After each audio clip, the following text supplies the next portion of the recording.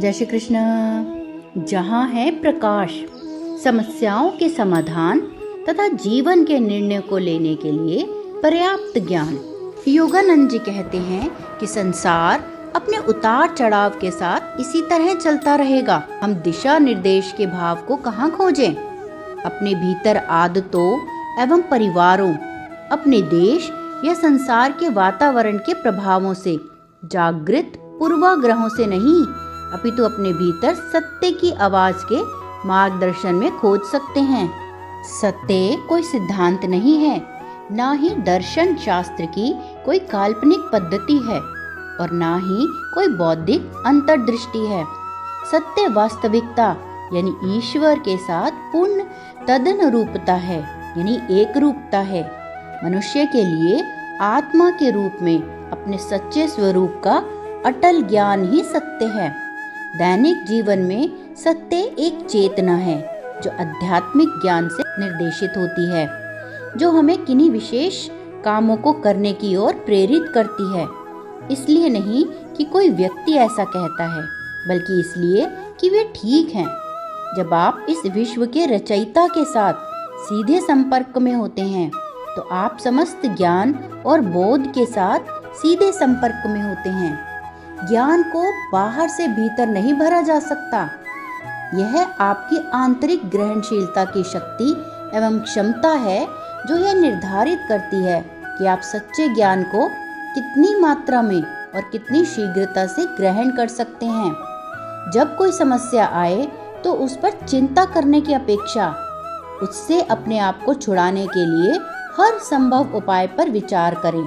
यदि आप विचार करने में असमर्थ हैं तो अपनी उस विशेष समस्या की तुलना दूसरों की वैसे ही समस्या से करें और उनके अनुभवों द्वारा सीखें कि किन विधियों से असफलता हो सकती है और किन विधियों से सफलता प्राप्त की जा सकती है। उन उपायों को चुनें जो युक्ति संगत और व्यवहारिक प्रतीत होते हैं और फिर उन पर कार्य करने के लिए जुट जाएं। सृष्टि का संपूर्ण पुस्तकालय आपके भीतर छिपा हुआ है।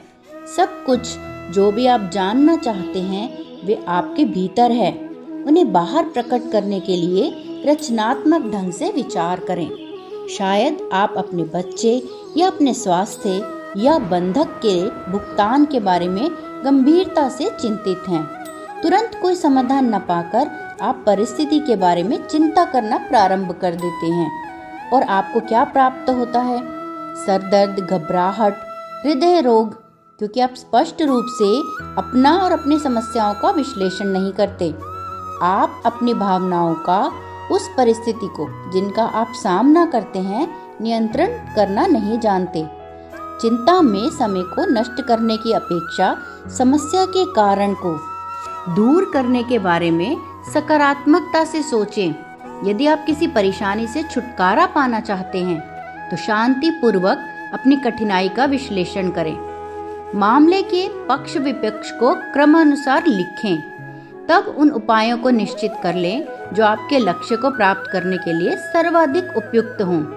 अपनी परेशानी से बाहर निकलने का कोई न कोई रास्ता हमेशा होता है और यदि आप स्पष्टता से विचार करने के लिए समय लगाएं, केवल चिंता की अपेक्षा अपनी चिंता के कारण से छुटकारा पाने पर विचार करें तो आप दक्ष हो जाते हैं।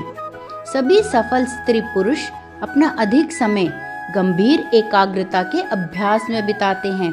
वे अपने मन की गहराइयों में उतरने और जिन समस्याओं से उनको सामना करना पड़ता है, ठीक समाधान रूपी मोतियों को खोज लेने में समर्थ होते हैं।